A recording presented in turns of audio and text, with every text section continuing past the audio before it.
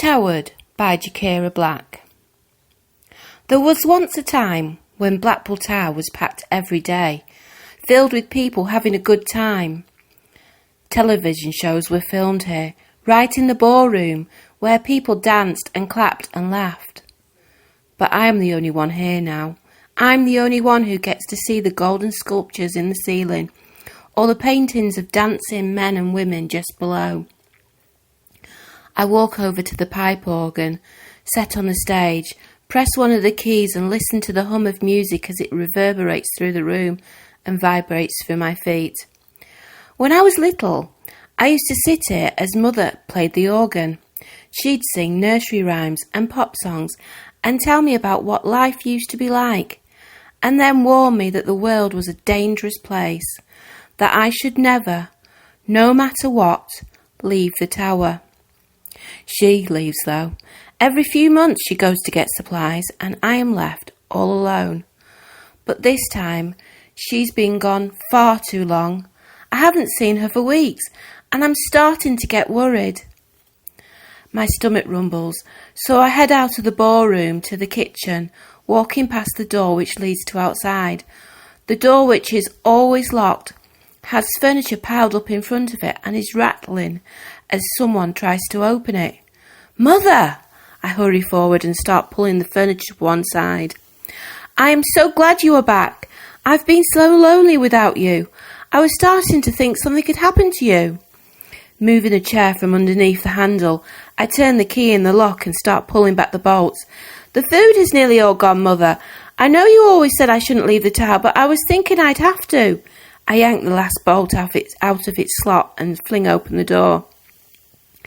A boy with a head of knotted curls and a bruised face pushes past me. Who are you? I put my hands on my hips as I stare at him. Shut the door. I ignore him and lean out of the doorway, rain coming through a broken window soaking my long hair.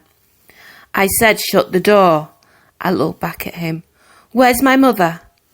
I don't know, but you need to shut the door. He steps towards me and tries to push me to one side. What are you doing? I shout, trying to keep the door open. We have to wait for Mother. Then sit right down where you are and wait. But this door needs to be closed and locked. No, it needs to stay open. You don't get to decide what happens. This isn't your home. I don't care whether it is or not. He slams the door shut. Hey! I pull at his arm. You can't come in here and... Look, I'm sorry, but your mother isn't coming. She's probably not even alive. Of course she's alive. I try to yank open the door before he can bolt it. And she'll be here any time. I glance at him. Why would you say she's not alive? Because... He waves his hand towards the door. Because what? He tilts his head to one side. Are you winding me up? Surely you know. You've got to know. How could you not? A frown twists on his face. But you don't, do you? You don't know about... Know what? How dangerous it is outside. I snort. Oh, that! Yes, I know how dangerous it is outside. Mother's told me enough times. But you've been out there and are all right. And she's been out there loads of times and has always come back. Until now. She'll be back and then she'll kick you. I sigh. You know, I don't believe any of it is true. You're only saying it is dangerous because I'm a girl. Well, I might be a girl, but I can look after myself. I'm sure you can, he rubs his stomach. Look, as much as I'm enjoying talking to you, I've not eaten since yesterday. I heard you mention food. And? I wondered if I could have some. To be quite honest, I'm so hungry I would eat the wasted food from your bin if there wasn't anything else. There's... I stop speaking as I stare at the boy. A stranger to me. I've never met him before. Do I really want to let him have any of the food?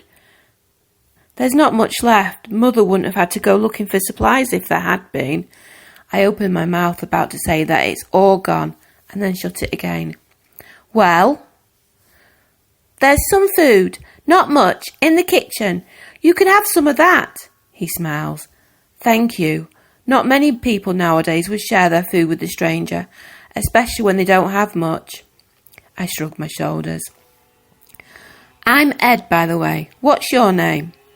Lily. I point at the door which leads to the kitchen. You'll find the food in there. I'll let you get it yourself. I have got something to do. Fine with me. Do you want any? I'll eat later. He nods his head and heads towards the kitchen. I wait for him to go in before quietly opening the outside door and walking out to the top of the stairs. I am going to prove that just because I'm a girl, that doesn't mean I can't cope with the outside world, even if it is dangerous. And not only that, I'm going to find Mother, and I'm going to rescue her from whatever is keeping her from me. I'll be a hero, and then maybe Mother will stop treating me like I'm a little girl. I grab hold of the rail and try not to slip on the green mouldy stairs as I make my way down. I don't really remember outside too well. I was so small when Mother brought me to the tower that my memory is blurred. But it didn't look anything like the scene I see now. It's still raining. Thick droplets of almost grey water is cascading from the sky and splashing onto the broken up pavement. Weeds growing in the cracks. The shop windows are boarded up in places. In others, jagged planes of glass are strewn with bits of coloured material and rubbish. You don't want to be out here, a voice says. I turn around to see Ed behind me. Yes, I do, I mutter. And it isn't just that I want to be out here. I need to be. I need to breathe the air. I need to feel the wind blowing through my hair and the rain on my skin. I need to see somewhere different, and I need to find Mother. It's too dangerous. Please, Lily, come back into the tower. We're not safe out here. If you're so scared, you should go back in. I bite my lip to stop myself grinning. Go on. No, I can't. I can't leave you out here. And yes, I am scared. I know what is out here. You'd be frightened if you knew. Well, let me find out then. Let me decide for myself that the outside world is dangerous. Unless I see it with my own eyes, unless I experience it. You experiencing the world a bit too much is what I'm worried about. There are monsters out here. Zombies. And if you're not careful, you'll meet one. I'll be careful. I'm not an idiot, you know. He sighs. I never said you were, but I am. I'm not going to let you wander around here on your own. I'm going to have to come with you. I feel quite offended. It's not like I need protecting. I can do that myself. Any monsters better be scared and stay away. They won't like the alternative. Go back to the tower, Ed. I'll be fine. He shakes his head. If you want to go for a walk, then I'm coming too. He steps away from the tower. Come on. The sooner we get moving, the sooner we can do whatever it is you want to do and then find somewhere safe to hide. I follow him, jumping over the bigger cracks in the pavement and avoiding the festering, overturned rubbish bins. So, what are these monsters like? I ask. Pray you never find out, Ed responds. They aren't pretty, but what they do is far worse. I glance at him. What do they do? He shudders. It can't be that bad. He stops walking. I saw my little sister attacked by a zombie. They bit her, ate her, but what happened next? He wipes a tear from his cheek. She turned into one of them and came after the rest of my family. I am the only one left. I don't know what to say to that. What can I say? The monsters sound horrifying, but are they real? I've never believed in monsters. I've always thought of them as fairy tales like the books Mother read to me. But I don't think Ed is lying, which means he must be mistaken. He thought he saw something, but what was really happening was something else. I'm sorry, I say, mainly because he looked so sad. That must have been hard. It was a long time ago, only a few years after it all started. My parents tried to protect us like your mother protected you, but they weren't as good at it. He shakes his head. It's no good thinking about the past. I can't bring them back. He looks down the road towards the sea. I doubt your mother went for a paddle, so I think we should carry on down this road and then go up Talbot Road until we reach the old train station. I've heard there's a group of people living there. If we're not lucky, they'll still be there and we'll have seen your mother. She might even be with them right now. Are you sure? Mother never said anything about anyone living near us. I don't know, but... He puts his arm out in front of me. What? I ask. And then I see what. Before us is a woman, but she doesn't look anything like me or Mother. She's wearing a ripped and dirty dress, and the rest of her is filthy too. Her hair, what little she has left, hangs in knots around her shoulders, and she only has one arm. But it isn't her appearance which is most shocking. It is the fact that she is crouched down by her body, ripping up strands of flesh with her fingers before stuffing them into her mouth.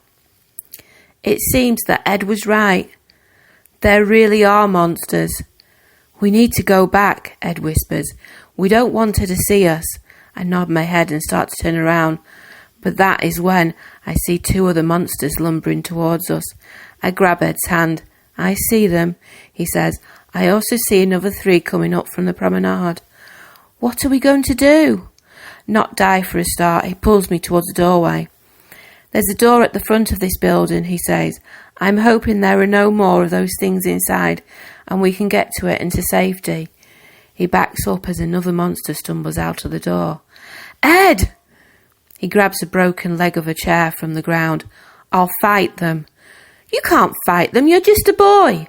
I don't have a choice, do I? It's either fight or die, and I don't want to die. He waves the leg in front of him. And then, in a whirl of grey and purple, I see Mother, her black hair swirling around her head, a long curved sword in her hand. She decapitates the monsters and then looks at me.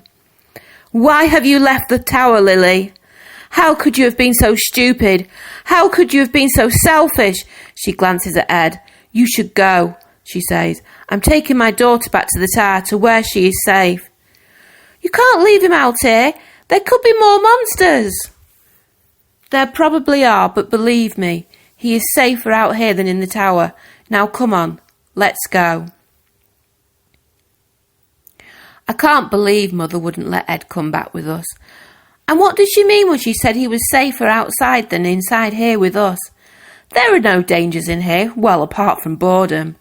I sigh, twist my finger around some loose fibres sticking out at the edge of the carpet. It would have been nice to have someone beside Mother to talk to, especially as half the time she's up at the top of the tower doing science experiments. I don't know what experiments, or why she's doing them. She just never lets me up there. Just tells me that the floor is made of glass and would break if the 2 of us stood on it. But that's just an excuse. After all, who would use glass in a floor? That's crazy. I thought about sneaking up there, just to have a look around. When she was gone I tried to, but she'd taken the key. I couldn't even get through the door. I'm going upstairs to check on an experiment I set before I left, Mother says. If you need me, then call me on the intercom. But whatever you do, don't open that door or try to go outside again. I will be very angry with you if you do.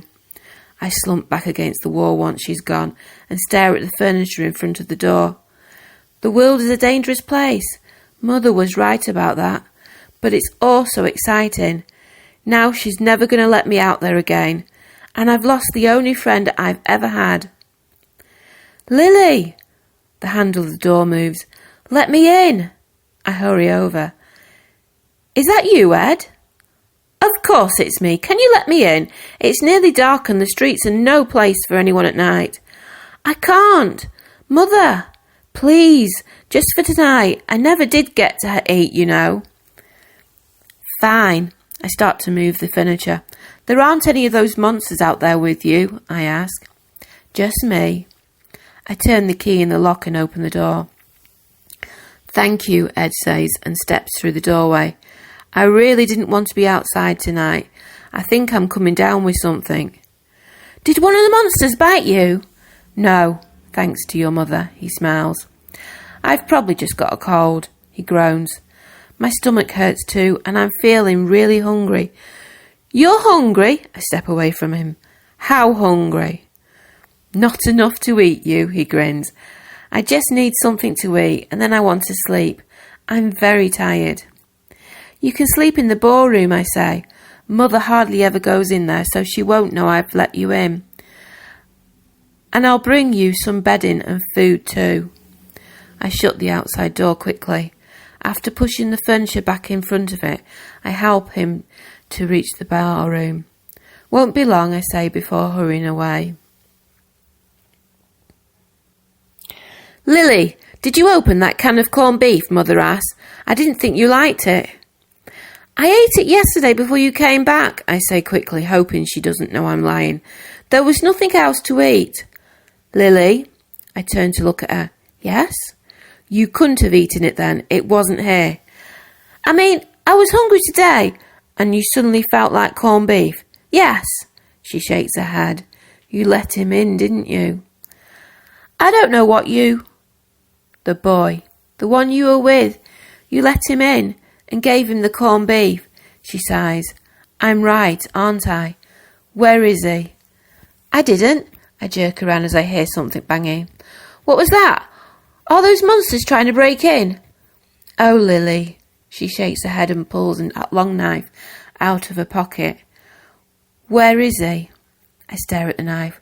What are you going to do with that? You're not going to hurt him, are you? Kill him? I will do what I have to do. Another bang sounds through the tower, and it sounds like it's coming from the ballroom door. I don't understand. And I never wanted you to. She puts a hand over her face, breathing deeply before looking at me. Was the boy ill?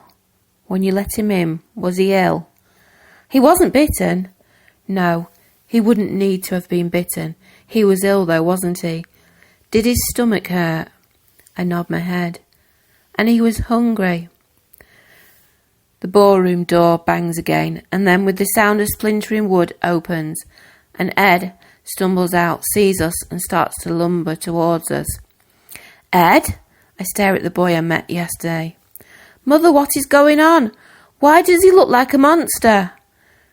Because he is. She steps forward and jams the knife into his skull. I watch as his body drops to the floor, black blood from his head pooling on the carpet. He wasn't bitten, though, I mumble. How could he have become that when he wasn't bitten? I look up at Mother. It's in the air, isn't it? Whatever turned him into that, it's in the air. I shudder. And we're breathing it in. Oh, Mother, I'm breathing it in. Is that what's going to happen to me? I don't want to be a monster. The virus isn't in the air. Mother takes hold of my hand. Do you know how much you were wanted? For years before you were born, your father and I tried to have a baby. But no matter what, I didn't get pregnant. Until I made a scientific breakthrough. She shakes her head. How could I know that it would give me a child who would? She sighs. What? The virus. The monsters. All that has happened. The destruction of the world. It all came from you. You are the virus. Anyone but me who gets close to you, they get infected. You are the source of the monsters. The zombies are here because of you.